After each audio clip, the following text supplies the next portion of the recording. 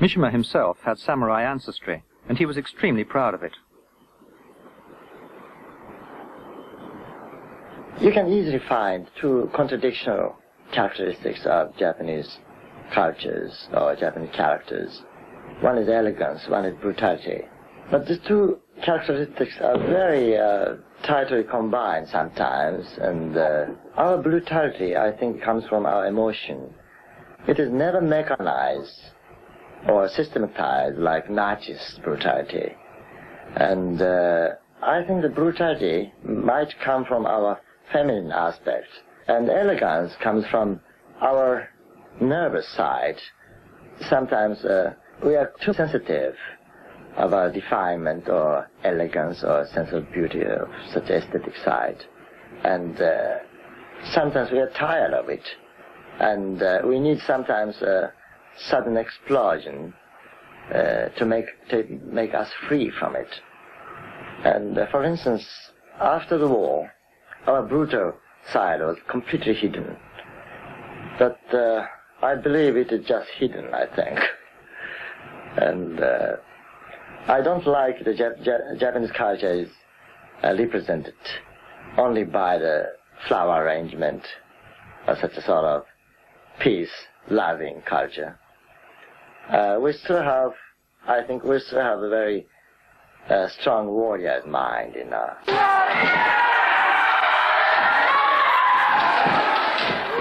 I particularly liked kendo from the sense of beauty, but gradually I found out the traditional value of the kendo, and it used to be close to the duel, death fighting, and all the kendo player wanted to get real experience of the border of death and life, you know.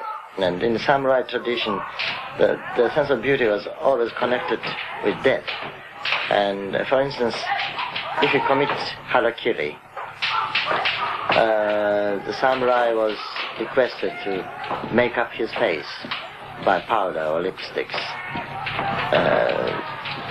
in order to keep his face beautiful after his such a suffering death.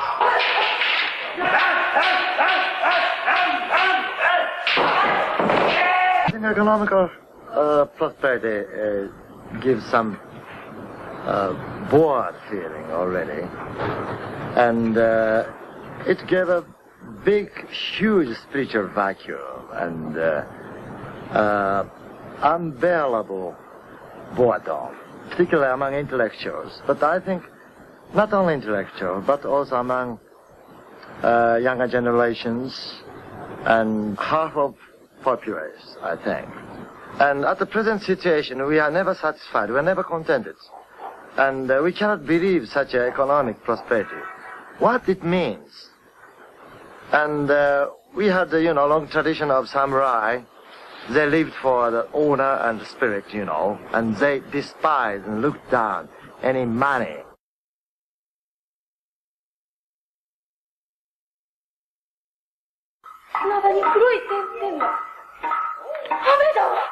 Inspired by the No theatre, Mishima wrote his own No plays.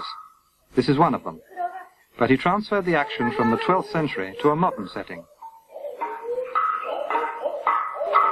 I found out it is quite impossible to transfer the old stylized beauty of the No play, and I cut it off. I just picked up only the theme.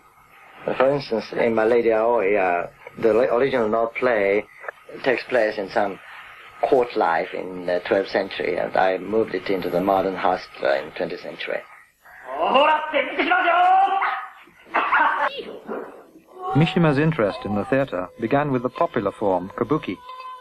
As a child, he'd often been taken to kabuki by his grandmother. Now he began to work with kabuki actors, writing his own adaptations for their theatre. Kabuki was developed among populace, and it was considered quite a baroque, quite a bizarre place. And samurai was not permitted to go to kabuki theater because it was considered quite a vulgar place. But in such a way, kabuki developed itself in a remarkable way. It has a lot of baroque characteristics, mixing up of tragic side and the humorous side. At the beginning, kabuki was acted by women. It's called a famous woman dancer called Izumo Okuni. But the Tokugawa government was very Confucianistic, and they prohibited the women on the theater because the actress was suspected as a sort of prostitute. And then kabuki used the boys as a woman's part. But boys are also used as for the male prostitution. And the Tokugawa government prohibited it again. And then the kabuki actors had to find their own way to act a female part, even by adult actors, which made a improvement in the technical acting of a female role. And it started around the 18th century, and through the 200 years, they developed a marvelous technique to express female parts by man actors.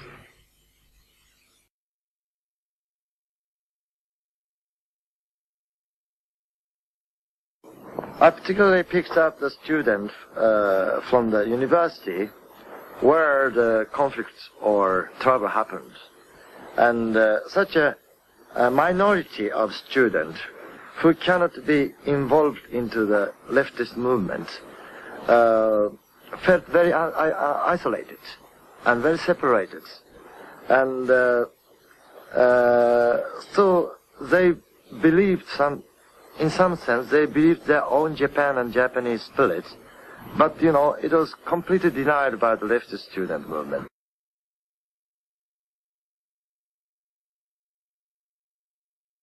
Spiritually, I wanted to revive some samurai spirit through it, because I don't want to revive harakiri itself, but through the vision of such a very strong vision of harakiri, I wanted to inspire and stimulate younger people.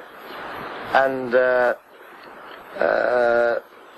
through such a stimulation, I wanted to revive some old traditional sense of honor, or sense of very strong responsibility, and such a sense of death in honor.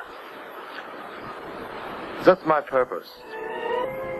Such a way of very extreme eroticism, and such a bloody eroticism is, maybe it was born in my mind from my birth. And on the other hand, I don't want to show it as a private confession or something like that. I want to combine it with the most public situation.